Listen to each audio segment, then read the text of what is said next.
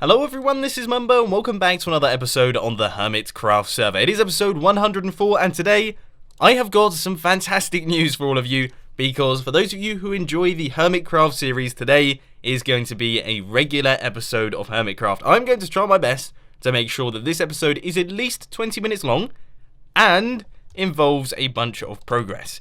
So we're going to be working on a bunch of projects in today's episode. This is going to be like your standard everyday Hermitcraft episode where I work on some bits, do some progress updates and things, and basically try my best to do a bunch of stuff in the episode, which I know, sadly, is something that I haven't really been doing quite a bit recently. You know, I've been doing quite a lot of chatty episodes, I've been doing a lot of mini episodes and things, and I know that some of you haven't really been enjoying them quite as much. I know that some of you have been really enjoying them, a lot of you have really enjoyed the chatty episodes, and for those of you with really busy schedules, you're really liking the mini episodes as well. But I thought it was about time that I did at least one ordinary episode, and then maybe I'll return back to the chatty and shorter episodes for a little while before I go fully back into the swing of things with Hermitcraft. But anyway, I'm going to stop talking about that now because I have got a fantastic, massive announcement to make. Now, I am going to be talking more about this in the next couple of weeks, or at least the next couple of days when I release the official video here, but I want to let you guys know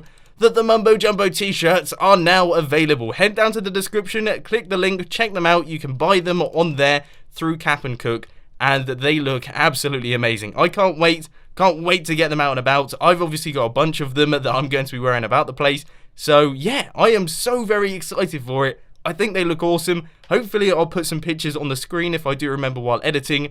But yes, that is now officially announced, and you can head down to the description and check all of those out because you will be looking good. But anyway, that's enough talk of my beautiful, beautiful t-shirts that you should all be wearing by now. What are we going to be doing in today's Hermitcraft episode? Well, as I say, I have got a bunch of plans for today's episode. Should be a lot of fun. Of course, I really want to get this entire area all finished. You know, it has been, well, it's probably been about 4 or 5 episodes, maybe even 6 or 7 episodes of working on this place, and it's coming along really nicely, but I just feel like I want to get it done. It needs to be finished. We've been working on it for a while. You know what I'm like. I like jumping between projects and things, and I just want it done. It needs to be done. So what we're going to do today is we are, of course, going to set up all of the redstone because not all of this is connected up just yet. We're also going to do all of the item transportation systems, all of the sorting systems, and also the storage system. So it's a pretty jam-packed episode today, but it should be quite a bit of fun. So I guess the first thing that I'm going to have to do is link up all of the redstone. Now I feel like I should probably run you through what I'm actually doing here so that you can get a rough idea of what's going on. So all I'm doing is I'm placing a block right here at the end of this redstone line. I'm then clearing out this entire area which is full of ores and stone and things like that. But then all I'm going to do is I'm just going to run a line of redstone going from this module over to this side. Because as you can see over there, we have got ourselves a redstone torch tower that connects up all of the layers of this farm. And to avoid having to have another redstone torch tower on this side, I'm basically going to connect them together. It's a bit of a lazy way of doing it, and it means that this one will trigger one tick after that one, but I'm not too fussed. I think that works rather nicely, so I've done it on this side. Now I just have to do it on the other side. And just like that, pretty much everything is now all connected. I've just got the final few redstone torches to place here, and there we go. One tick pulse, that has broken the system. Excellent. Okay, so that is everything now in place. Both of these should now be hooked up. You can see we've got all of our repeaters and things going across like that. So that's this side done. The other side is already completed, and I've linked up all of the redstone for this up to this system right here. Now if we head round the back, I can't actually remember what sort of setup we had going on over here. So we've got ourselves a hopper clock, and then I'm assuming, yeah, that's a monostable circuit. Excellent. Okay, so that means that everything should now be set up. Let's just take a look around this side. I don't think I've linked up the redstone. No, it doesn't look like I have. So let's do this. 1, 2, 3, 4, 5, 6, 7, 8, 9, 10, 11, 12, 13. Yep, that's absolutely fine. So now we just need to run redstone straight into that block there. And we are good to go. I think we're good to go. I think we might actually have like the full thing now up and running. So let's just grab ourselves a redstone block. And let's chuck the redstone block straight on there, and then throw in, say, 29 items. And that was it going. It did just fire. So we have got fireage happening here. We have got the redstone up and running. And I'm just going to take a step back and see it's all looking in order. It's all looking in order, that's good. I have got sugarcane bouncing up and down on this hopper here. That's all full of rubbish and things. We've got melons all over the shop. Yes! It works! Look! We've got ourselves the farms up and running.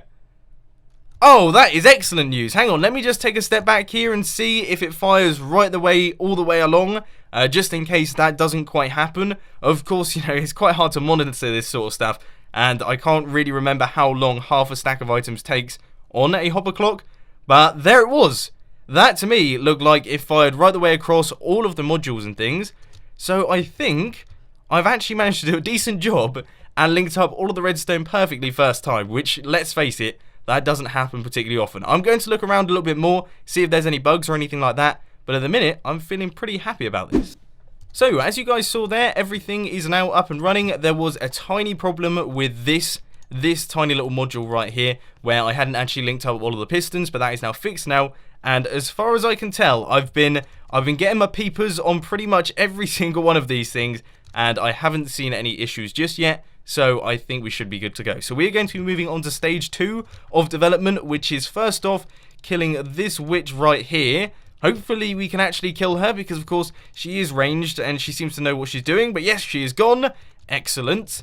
And we are going to move on and we are going to start taking out the floor area and replacing it with iron because that just looks a lot better. And then we're going to place water on top. That's going to push all of the items into the central section, which means that we can collect them all up, take them off to a storage area, and then do some funny business with them. So that's essentially the plan at the minute, so I'm going to crack on with that one. Well, this is going to be really frustrating. 14 iron left, 9 iron left, 4 iron left, and yeah, I'm all out of iron blocks once again. I don't believe it. How many times do I go to the iron farm? I swear it has gone up to about once a week at the minute. I don't know how I managed to do it. How do I manage to use so many iron blocks? I don't know. I think it's just because they're so damn sexy. Can you imagine if Minecraft didn't actually have iron farms? What on earth would we do for things like hoppers? I mean, I certainly wouldn't have a cool looking base like I usually do.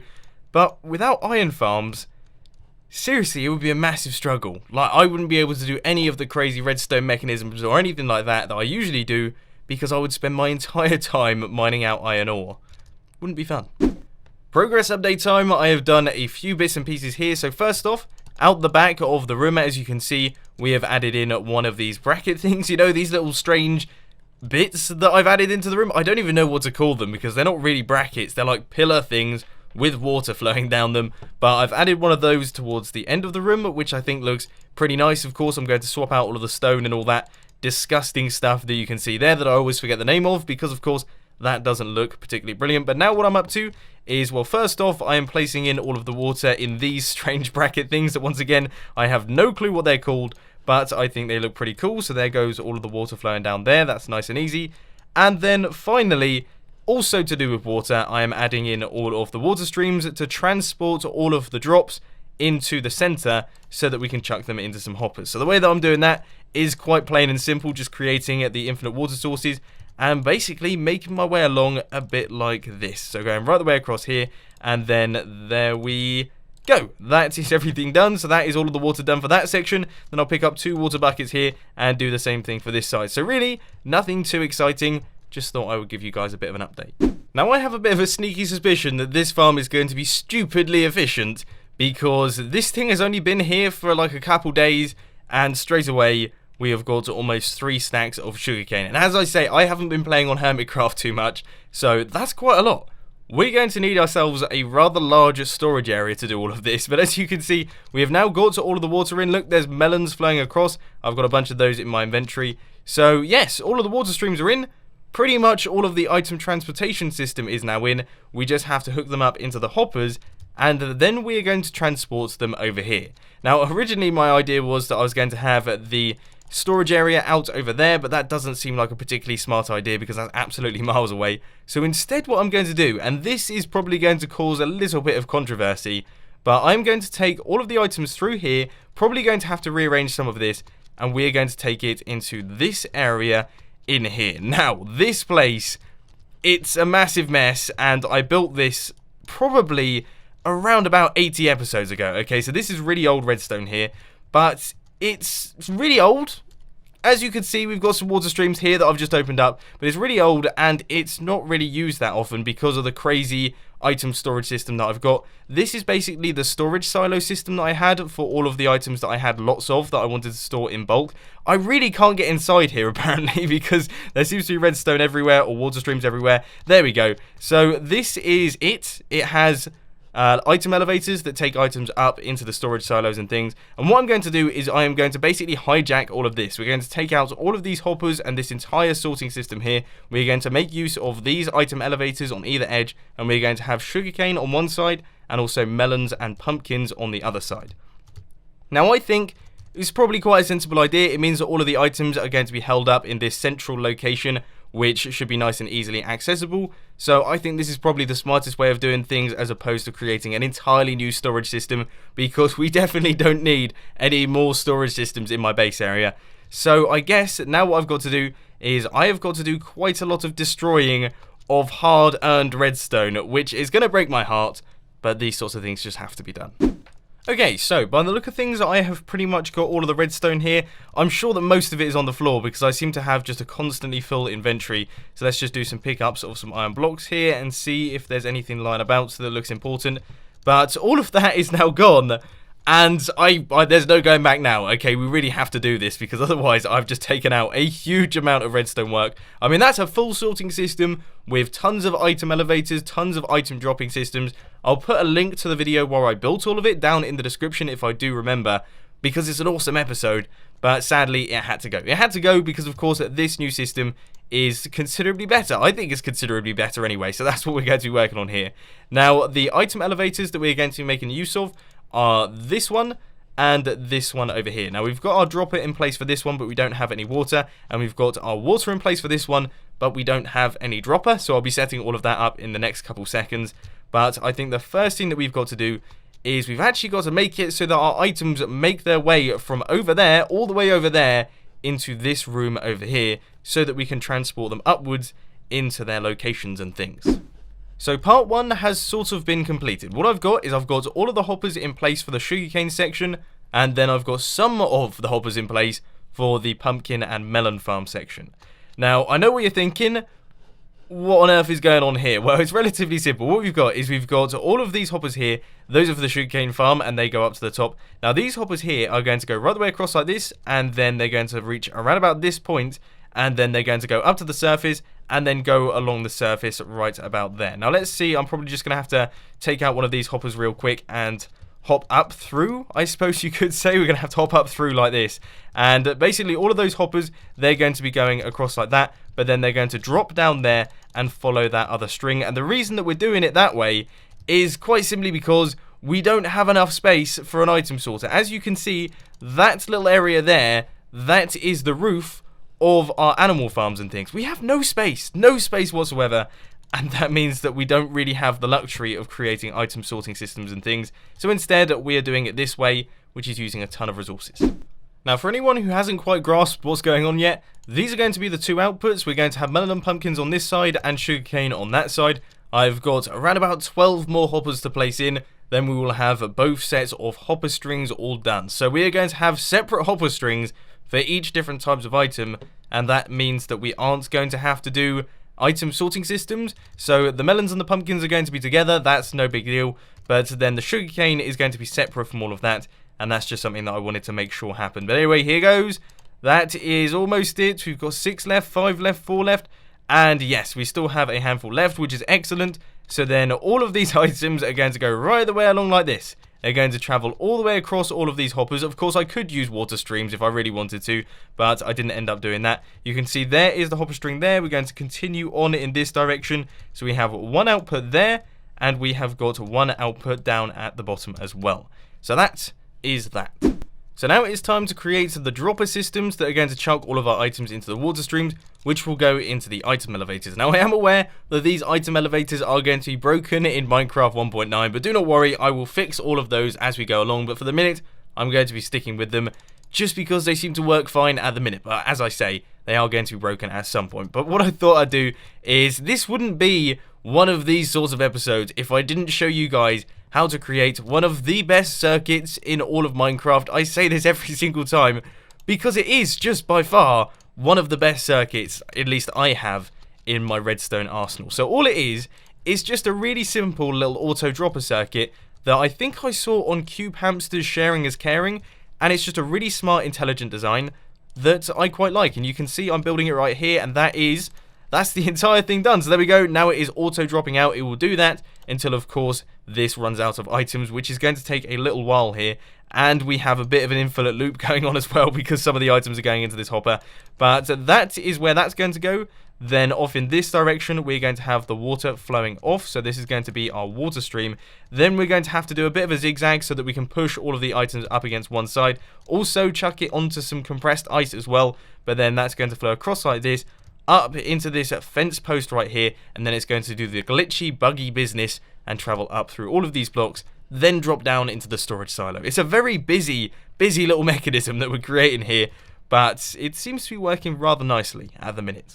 Now, because it's been a while since I've done one, I'm going to do this first little section here in a first-person time-lapse. I know I haven't done a first-person time-lapse for ages, but one thing that I just want to mention is that the music I'm going to use in the time-lapse is the music that I'm using in my game that I'm creating. So this should give you a rough idea of what the game feels like, if it's a casual game or a slightly more hardcore game or a slightly more arcadey game. So I hope that you enjoy it, and I hope that you don't find it really annoying, because that will be a bit upsetting, as you probably won't enjoy my game that much. So let's crack on.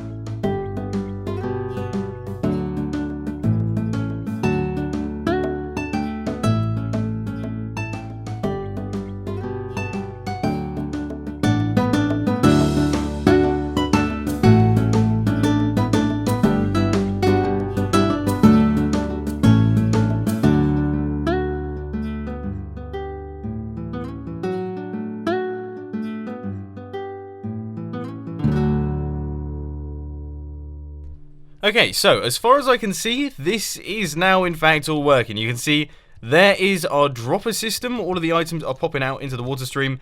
And then, as you can see there, all of the items are flying up our item elevator. So it's looking pretty positive, apart from the fact that I managed to destroy, just completely obliterate my crafting bench system there.